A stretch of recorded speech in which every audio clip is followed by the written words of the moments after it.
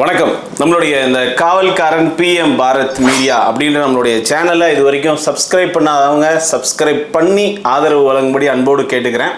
அதாவது நம்மளுடைய சேனலில் துளியும் அச்சம் இல்லாமல் துளியும் சமரசம் இல்லாமல் மக்களுக்கு தேவையான விஷயங்களை மட்டும் எடுத்து நம்ம பேசிகிட்டு இருக்கோம். அதுக்கு மிகப்பெரிய ஆதரவு தேவை. இன்றைக்கி நாம் பார்க்க இருப்பது என்னென்னா, இந்த மும்மொழி கொள்கை அப்படின்றதும் இருமொழி கொள்கை அப்படின்றத பற்றி ஒரு முறிவான ஒரு தெளிவான ஒரு முடிவை இந்த இடத்துல சொல்லணும் அப்படின்றது இந்த காணொலியுடைய நோக்கம். என்ன அப்படின்னு பார்த்தீங்கன்னா, ஒருத்தர் சொல்கிறாரு மும்மொழி கொள்கை வேணும் அப்படின்னு சொல்லி ஒரு சில கட்சிகள் ஒரு சில அமைப்புகள் அவங்க பேசுகிறாங்க. இல்லைங்க இருமொழி கொள்கையே போதுமானதுன்னு நிறைய பேர் பேசுகிறாங்க. அதாவது நீங்கள் தமிழ்நாட்டில் இருந்து பெங்களூருக்குள்ளே நீங்கள் நுழைஞ்சிங்க அப்படின்னு சொன்னாலோ, இல்லை ஹைதராபாத் போனாலோ, இல்லை டெல்லி போனாலோ, பாம்பே போனாலோ, ஜம்மு காஷ்மீர் போனாலோ சொல்லிக்கிட்டே போகலாம். அங்கெல்லாம் பார்த்தீங்கன்னா ஹிந்தி இருந்தால் நாம் பொழைச்சிக்கலாம்.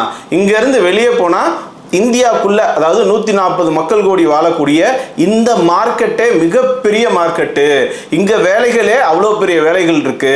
இங்கே ஒரு சின்ன ஒரு பாய் தயாரிக்கிறதோ இல்லை மண்பானையவோ இந்தியாவுக்குள்ள எந்த மூலையை கொண்டு போய் விற்கிறதுக்குமே நமக்கு அந்த ஹிந்தி அப்படின்ற அந்த மொழி தேவைப்படுது. ஆகையினால நாங்கள் சொல்கிறோம் ஹிந்தி படிங்க அப்படின்னு சொல்லி. இதில் என்ன தப்பு இருக்கு அப்படின்ற வாதத்தை ஒருத்தர் முன்னிறுத்துறாரு. நிச்சயமாக இதற்கு 100% நாம உடன்படுறோம். ஓகே, இதை இப்படி வச்சுக்கலாம். இன்னொருத்தர் சொல்றாரு, இல்லைங்க ஹிந்தியை உள்ள கொண்டு வந்து தமிழை அழிச்சிருவாங்க, ஹிந்தியை கொண்டு வந்துட்டா பாஜக எளிமையா தமிழகத்துக்குள்ள நுழையிறதுக்கு ஒரு வழிவகுக்கும் அப்படின்றது இன்னொரு பக்கம் இருக்கக்கூடிய வாதம். ஹிந்தி வேண்டாம், இங்கிலீஷே போதுமானது எல்லா பக்கமும் கொண்டு போறதுக்கு அப்படின்னு பார்க்குறப்போ நான் நிச்சயமாக சொல்லுவேன், ஹிந்தி அவசியம் தேவை. ஹிந்தி தேவை இல்லைன்னு சொல்ல தேவையில்லை. ஏன்னா இந்தியாவுக்குள்ள ஒரு சின்ன ஒரு எளிய தமிழகத்தில் உள்ள ஒரு கிராமத்தில் இருக்கக்கூடியவர் ஒரு தேங்காய் மட்டையில் ஒரு அழகான ஒரு விஷயத்தை செஞ்சு அதை இந்தியாவுக்குள்ள மட்டும், ஏன்னா வெளிநாடுக்கு நம்ம அனுப்புறதுன்றதுல இருக்கக்கூடிய விஷயங்கள் கம்ப்ளீட்டாக வேற. இந்தியாவுக்குள்ள மட்டுமே ஒரு வணிகம் செய்யறதுக்கோ இல்லை சென்ட்ரல் கவர்மெண்ட் ஜாப்ல ஒரு குறிப்பிட்ட இடத்துக்கு போறப்போ, ஏன்னா எல்லாம் சொல்றாங்க போய் கற்றுக்கலாம் அப்படின்னு. போய் எதை கற்றுக்குவ? போய் பேச தான் கற்றுக்க முடியும், எழுத கற்றுக்க முடியுமா, வாசிக்க கற்றுக்க முடியுமா? இப்போ எனக்கு ஹிந்தி வேணாங்க, நான் தெளிவாக இருக்கிறேன் அப்படின்னு சொல்லி இருக்கக்கூடிய ஆட்களுக்கு இது தேவையே இல்லை. அப்போ ரெண்டு கட்டமாக யோசிக்கக்கூடிய ஆட்கள் இந்த தமிழகத்தில் இருக்கிறாங்க. ஒருத்தருக்கு தேவை, இன்னொருத்தருக்கு எனக்கு தேவையே இல்லைப்பா, தமிழும் போதும் இங்கிலீஷும் போதும், இது ரெண்டு மட்டும் எனக்கு போதும். இல்லைங்க இன்னொன்று இருந்தால் நல்லா இருக்குங்க, அது தெலுங்கு கன்னடம் மலையாளம்லாம் கிடையாது, ஃப்ரெஞ்சு ஜெர்மனி ஜாப்பனீஸ்லாம் கிடையாது, ஹிந்தி மட்டும் இருந்தால் போதும், நம்ம ஈஸியாக மார்க்கெட்டை ஸ்கேலப் பண்ணிடலாம் அப்படின்னு நினச்சிட்டு இருக்கக்கூடிய நிறைய பேர் இருக்கிறாங்க.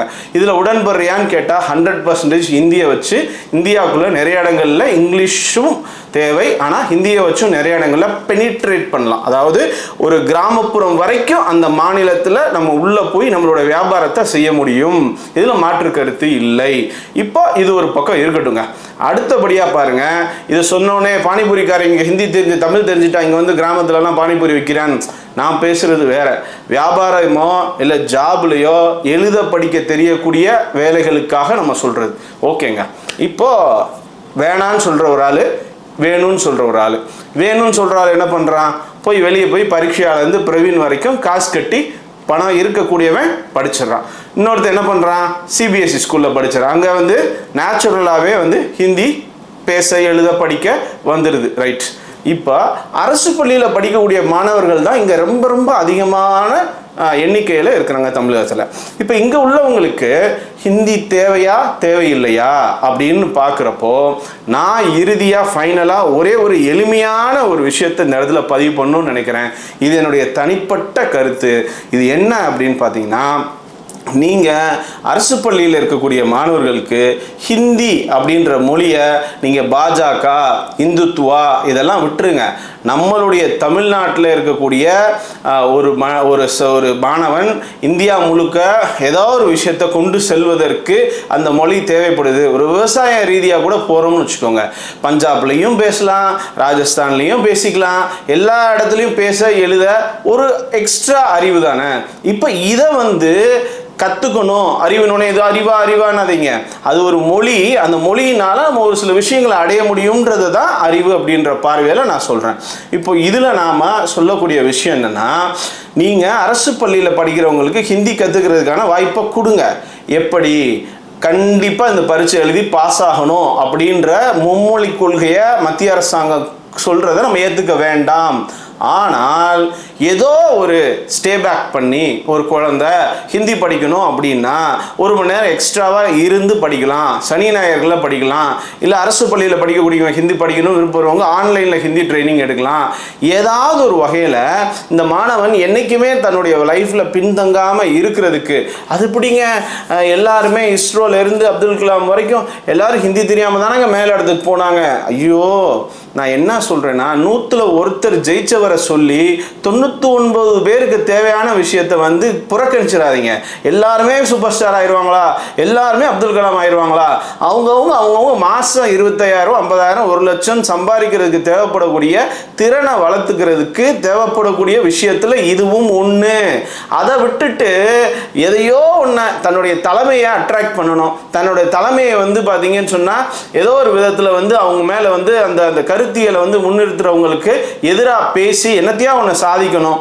இதெல்லாம் ஏற்புடையதே கிடையாது. இதே அன்பில் மகேஷ் பொய்யாமொழி அவர்களே, நீங்கள் தமிழகத்தில் நீங்கள் என்ன சொல்லலாம் அப்படின்னா, ஏற்றுக்கிறோம், ஆனால் விருப்பமுள்ளோர் படிக்கிறதுக்கான ஒரு சூழலை நான் உருவாக்கி தரேன் அப்படின்னு சொல்லுங்கள். நான் ஏன் ஃப்ரெஞ்சு படித்து அடிஷ்னலாக ஜெர்மனி, ஜாப்பனீஸ் 140 crores பாப்புலேஷன் உள்ள இந்தியாவுக்குள்ள ஒரு 10-15 மாநிலத்தில் எளிமையாக, நான் தான் சொல்கிறேன், சென்னையை விட்டு இப்படி நகர்ந்தாலே அங்கிட்டு போனாலே இங்கிலீஷுன்றது ஒரு தேவை. அது அது எப்படி சொல்கிறது, நீங்கள் ஒரு மார்க்கெட்டில் ஒரு பொருளை கொண்டு போய் ரீச் பண்ணுறீங்க அப்படின்னு சொன்னால் அங்கே தேவைப்படக்கூடியது ஹிந்தி தேவைப்படுது. இதில் யாரும் மறுக்க முடியாது. பேசிகிட்டு இருக்க எல்லா அரசியல்வாதிகளும் ஹிந்தி கற்றுட்ருக்காங்க, தன் வீட்டில் கற்றுட்ருக்க வச்சிட்ருக்காங்க. அந்த விஷயத்தை நீங்கள் தமிழகத்துக்கு கொண்டு வரக்கூடாதுன்னு நினைச்சீங்கன்னா மும்மொழி கொள்கை வேண்டாம், 2 மொழி கொள்கை இருக்கட்டும். ஆனால் ஹிந்தி அப்படின்றது அறிவுபூர்வமாக நம்மளுடைய பார்வையில் இந்த மொழியை தேவை வச்சிருந்தா, இந்த மொழி கற்றுட்டு இருந்தா நம்ம குழந்தைங்க நாளைக்கு 2-3 மடங்கு சம்பள உயர்வோட இல்லை தன்னுடைய புகழை, தன்னுடைய அறிவை, தன்னுடைய இதை அறிவில்லாத உங்களையே வச்சுக்கிறோம். நீங்கள் சொல்கிற மாதிரி அறிவில்லாத நிறைய பேர்கிட்ட கொண்டு போய் சேர்க்கறது கூட அந்த மொழி மூலியமாக கொண்டு போய் சேர்க்கலாம் இல்லையா? தெரிஞ்சோ தெரியாமலோ அது நிறைய பேர் பேசிகிட்டு இருக்கான். இந்தியாவில் அதிகம் பேசக்கூடிய மொழி தான், நேஷனல் லாங்குவேஜ் கிடையாது, அஃபிஷியல் லாங்குவேஜ் தான். எந்த மாற்றமும் கிடையாது. மும்மொழி கொள்கையை அக்செப்ட் பண்ண வேண்டியது இல்லை தான். ஆனால் நீங்கள் இதை செஞ்சீங்கன்னா ட்ராப் அவுட் ஆகுது, ப்ரைவேட் ஸ்கூல்ஸ்க்கு பசங்க போகிறாங்கன்னு சொல்கிறதெல்லாம் தலைகீழ ரிவர்ஸ் ஆயிரும். இதை ஒரு அடிஷ்னல் ஃப்ளேவராக நம்ம ஆட் பண்ணுறப்போ அதில் மிகப்பெரிய பெனிஃபிட் இருக்குது.